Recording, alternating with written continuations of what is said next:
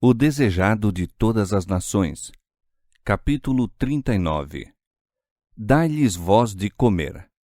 Este capítulo se baseia em Mateus capítulo 14, versos 13 a 21, Marcos capítulo 6, versos 32 a 44, Lucas capítulo 9, versos 10 a 17 e João capítulo 6, versos 1 a 13. Cristo se retirara com os discípulos para um lugar isolado, mas breve foi interrompido esse período de tranquila quietação. Os discípulos julgavam haver se afastado para um lugar onde não seriam perturbados. Mas assim que a multidão sentiu falta do Divino Mestre, indagaram: onde está ele? Alguns dentre eles notaram a direção tomada por Cristo e seus discípulos. Muitos foram por terra encontrá-los, enquanto outros o seguiram de barco através do lago. Estava próxima a Páscoa, e de perto e de longe grupos de peregrinos de viagem para Jerusalém juntavam-se para ver Jesus. Outros se lhe reuniram até que se achavam congregadas umas 5.000 pessoas, além de mulheres e crianças. Antes de Cristo chegar à praia, já uma multidão o estava aguardando. Mas ele desembarcou sem ser por ela notado, passando algum tempo à parte com os discípulos. Da encosta contemplou ele a ondulante multidão e o coração moveu-se-lhe de simpatia. Embora interrompido, prejudicado em seu repouso, não ficou impaciente. Ao observar o povo que vinha sempre, viu uma necessidade ainda maior a demandar-lhe a atenção. Teve compaixão deles, porque eram como ovelhas que não têm pastor. Deixando seu retiro, encontrou um lugar apropriado onde os podia atender. Não recebiam nenhum auxílio dos sacerdotes e principais, mas as vivificantes águas da vida manavam de Cristo ao ensinar às turbas o caminho da salvação. O povo escutava as palavras da vida tão abundantemente manadas dos lábios do Filho de Deus.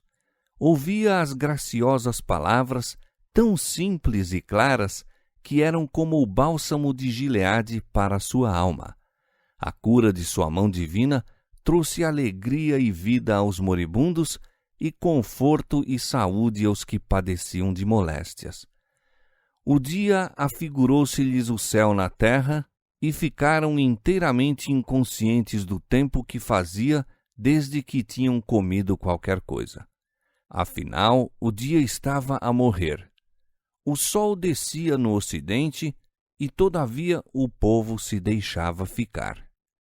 Jesus trabalhara o dia inteiro sem alimento nem repouso. Estava pálido de fadiga e fome, e os discípulos rogaram-lhe que cessasse o labor. Não se podia, porém, eximir a multidão que o comprimia. Os discípulos, por fim, foram ter com ele dizendo que, por amor do próprio povo, devia ele ser despedido.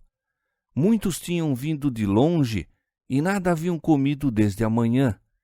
Nas cidades e aldeias vizinhas poderiam comprar alimento. Mas Jesus disse: dai-lhes voz de comer. E depois, voltando-se para Filipe, perguntou: onde compraremos pão para estes comerem? Isto disse ele para provar a fé do discípulo. Filipe olhou para o oceano de cabeças e concluiu que seria impossível prover alimento para satisfazer a necessidade de tão numeroso povo. Respondeu que 200 dinheiros de pão não seriam suficientes para se dividirem entre eles, de modo que cada um recebesse um pouco. Jesus indagou quanto alimento se encontraria entre a multidão. Está aqui um rapaz, disse André, que tem 5 pães de cevada e 2 peixinhos. Mas que é isto para tantos? Jesus ordenou que os mesmos lhe fossem trazidos. Pediu então aos discípulos que fizessem o povo assentar-se na relva em grupos de 50 ou de 100, para manter a ordem, e todos poderem ver o que ele estava para realizar. Feito isto, Jesus tomou os alimentos e, olhando para o céu, abençoou-os e partiu-os e deu-os aos seus discípulos para os porem diante da multidão. E comeram todos e ficaram fartos, e levantaram 12 cestos de pedaços de pão e de peixe. Aquele que ensinou ao povo o meio de conseguir a paz e a felicidade era tão solícito por suas necessidades temporais como pelas espirituais. O povo estava cansado e fraco. Havia mães com criancinhas nos braços e pequenos pendurados às saias. Muitos tinham permanecido de pé por horas. Haviam estado tão intensamente interessados na palavra de Cristo que nenhuma vez pensaram em sentar-se, e era tão grande a multidão que havia perigo de pisarem-se uns aos outros. Jesus lhes deu oportunidade de descansar, mandando-os sentar-se.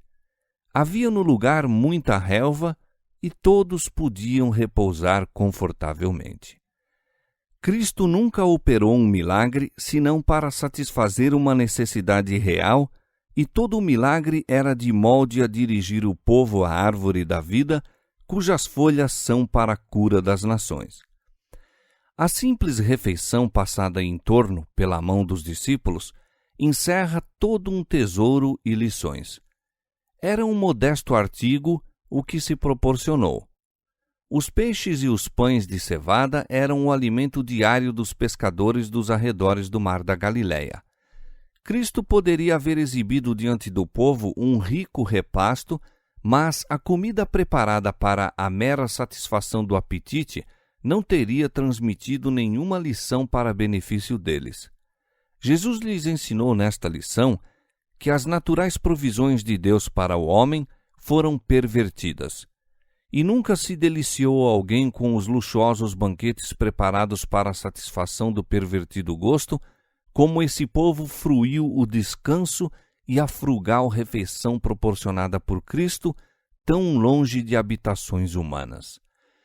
Se os homens fossem hoje em dia simples em seus hábitos, vivendo em harmonia com as leis da natureza, como faziam Adão e Eva no princípio, haveria abundante provisão para as necessidades da família humana. Haveria menos necessidades imaginárias e mais oportunidades de trabalhar em harmonia com os desígnios de Deus. Mas o egoísmo e a condescendência com os gostos naturais têm trazido pecado e miséria ao mundo por excesso de um lado e carência de outro. Jesus não procurava atrair a si o povo mediante a satisfação do desejo de luxo. Àquela grande massa, fatigada e faminta depois de longo e emocionante dia, a singela refeição era uma prova não somente de seu poder, mas do terno cuidado que tinha para com eles quanto às necessidades comuns da vida. O Salvador não prometeu a seus seguidores os luxos do mundo. Sua manutenção pode ser simples e mesmo escassa. Sua sorte se pode limitar à pobreza, mas sua palavra está empenhada quanto à satisfação das necessidades deles, e Jesus promete aquilo que é incomparavelmente melhor que os bens terrestres, o permanente conforto de sua presença. Alimentando os 5.000, Jesus ergue o véu do mundo da natureza e manifesta o poder em contínuo exercício para nosso bem. Na produção da colheita da terra, Deus opera diário milagre. Realiza-se mediante agentes naturais a mesma obra que se efetuou na alimentação da massa. O homem prepara o solo e lança a semente, mas é a vida de Deus que faz com que ela germine.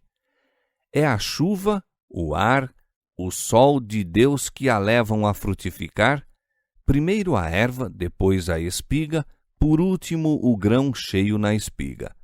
Marcos capítulo 4, verso 28. É Deus quem alimenta cada dia milhões nos campos de colheita da terra. Os homens são chamados a cooperar com ele no cuidado do cereal e no preparo do pão, e por causa disso, perdem de vista a ação divina. não lhe dão a glória devida a seu santo nome. A operação de seu poder é atribuída a causas naturais ou a instrumentalidades humanas. O homem é glorificado em lugar de Deus e seus graciosos dons pervertidos para empregos egoístas, transformados em maldição em lugar de bênção. Deus está procurando mudar tudo isso. Deseja que nossas adormecidas percepções despertem para discernir sua compassiva bondade e glorificá-lo pela operação de seu poder. Deseja que o reconheçamos em seus dons, a fim de que estes sejam, segundo o intentava, uma bênção para nós. Era para cumprir esse desígnio que se realizavam os milagres de Cristo. Depois de alimentada a multidão, havia ainda abundância de comida. Mas aquele que dispunha de todos os recursos do infinito poder disse: recolhei os pedaços que sobejaram, para que nada se perca. Essas palavras significam mais do que pôr o pão nos cestos. A lição era dupla. Coisa alguma se deve perder. Não devemos deixar escapar nenhuma vantagem temporal. Não devemos negligenciar nada que possa beneficiar um ser humano. Reúna-se tudo que minore a necessidade dos famintos da terra, e o mesmo cuidado deve presidir às coisas espirituais. Ao serem recolhidos os cestos de fragmentos, o povo pensou em seus queridos em casa. Queriam que participassem do pão que Cristo abençoara. O conteúdo dos cestos foi distribuído entre a ansiosa turba, sendo levado em todas as direções ao redor. Assim, os que se tinham achado no banquete deviam levar a outros o pão que desce do céu para satisfazer a fome da alma. Cumpria-lhes repetir o que haviam aprendido das maravilhosas coisas de Deus. Coisa alguma se devia perder. Nenhuma palavra que dizia respeito à sua salvação eterna devia cair inútil. O milagre dos pães ensina uma lição de confiança em Deus. Quando Cristo alimentou os 5.000, o alimento não se achava ali à mão. Aparentemente, ele não tinha recursos ao seu dispor. Ali estava com 5.000 homens, além de mulheres e crianças, num lugar deserto. Não convidara a grande multidão a segui-lo, tinham ido sem convite ou ordem. Mas ele sabia que, depois de haverem escutado por tão longo tempo as suas instruções, haviam de sentir-se famintos e desfalecidos, pois partilhava com o povo da necessidade de alimento. Achavam-se distantes de casa e a noite estava às portas. Muitos deles se achavam sem recursos para comprar comida. Aquele que, por amor deles, jejuara 40 dias no deserto, não deixaria que voltassem em jejum para casa. A providência de Deus colocara Jesus onde ele estava, e de seu Pai Celestial esperou quanto aos meios para suprir a necessidade. Quando postos em condições difíceis, devemos esperar em Deus.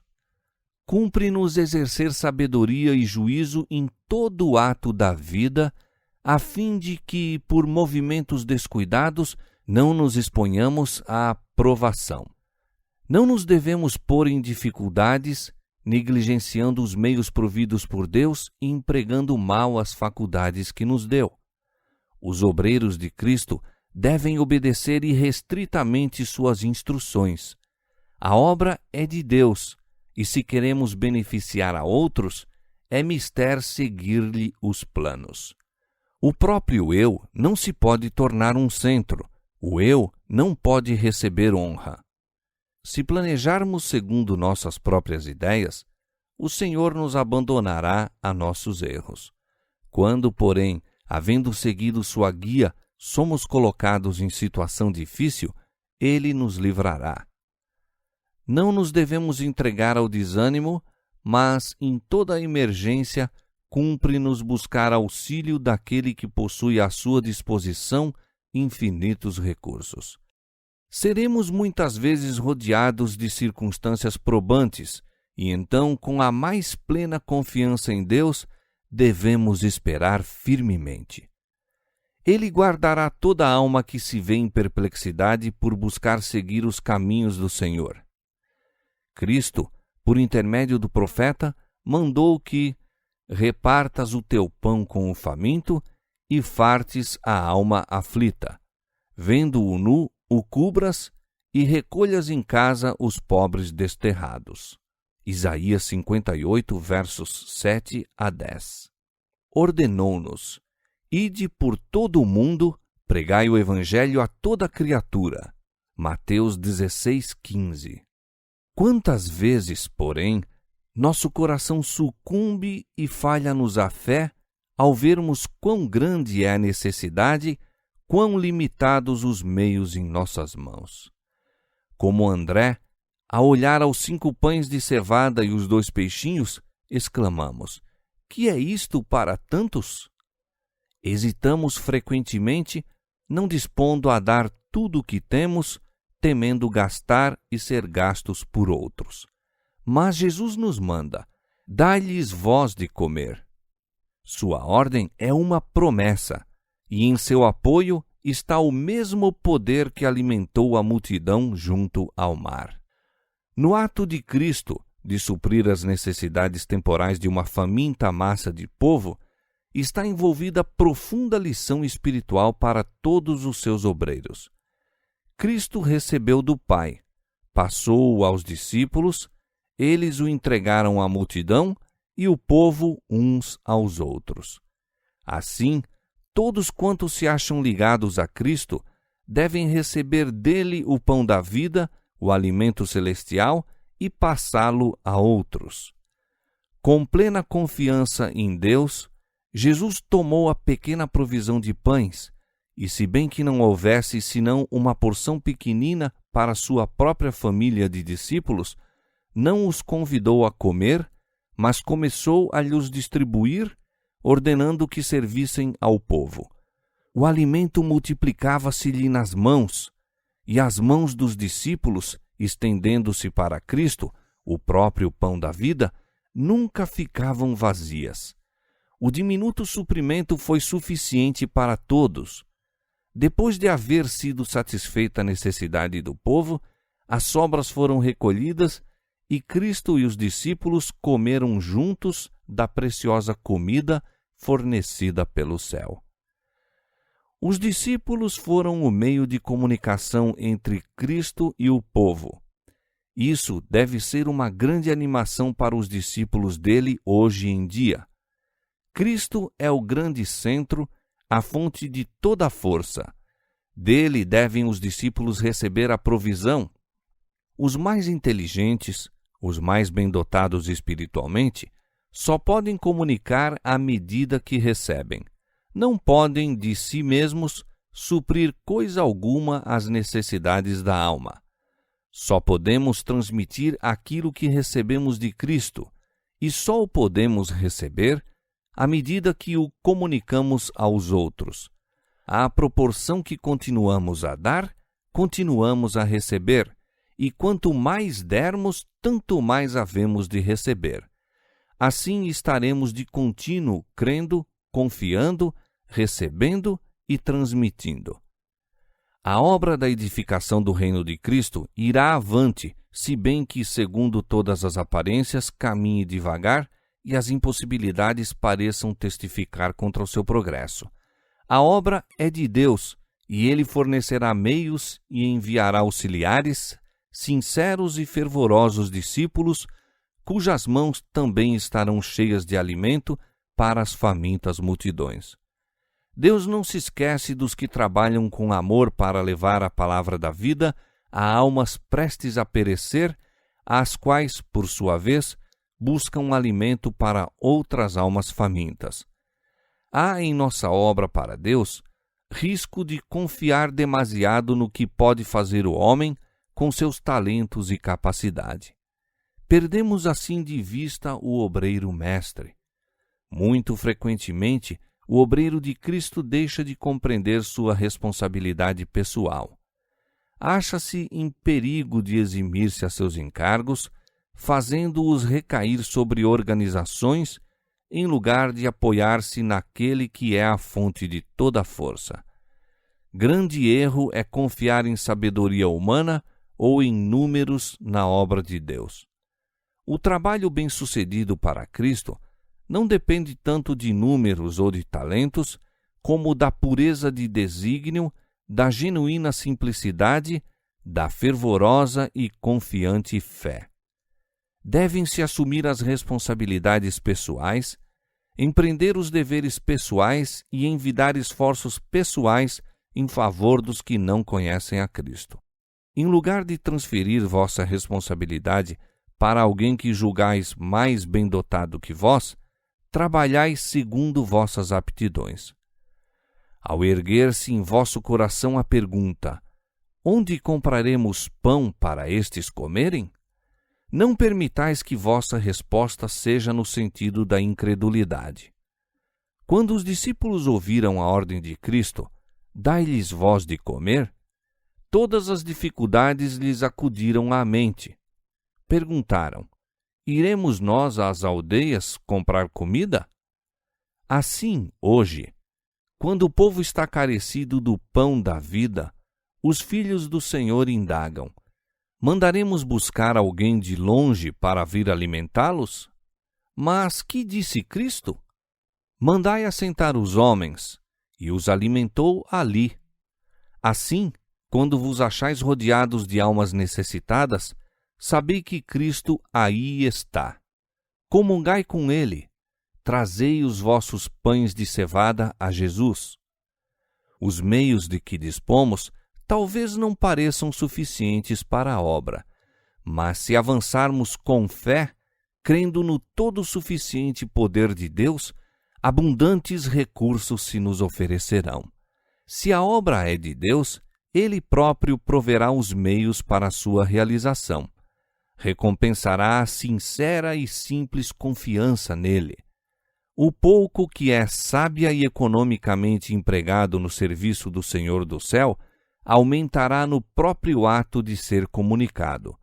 Nas mãos de Cristo permaneceu, sem minguar, a escassa provisão até que todos se saciassem. Se nos dirigimos à fonte de toda a força, estendidas as mãos da fé para receber, seremos sustidos em nosso trabalho, mesmo nas mais difíceis circunstâncias, e habilitados a dar a outros o pão da vida. O Senhor diz: dai e ser-vos-á dado.